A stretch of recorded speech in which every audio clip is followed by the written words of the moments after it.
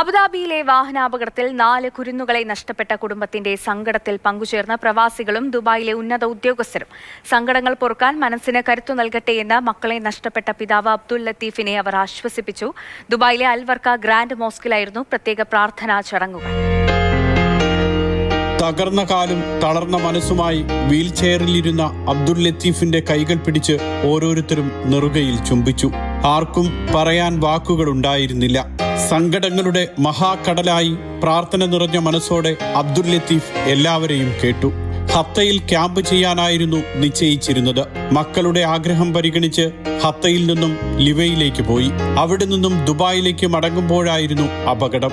ഇതായിരുന്നു അബ്ദുൽ ലത്തീഫിന്റെ മുറിഞ്ഞുപോയ വാക്കുകൾ. Dubai police, municipality തുടങ്ങിയവയിലെ ഉന്നത ഉദ്യോഗസ്ഥർ പരിപാടിയിൽ പങ്കെടുത്ത് അബ്ദുൽ ലത്തീഫിനെ ആശ്വസിപ്പിച്ചു.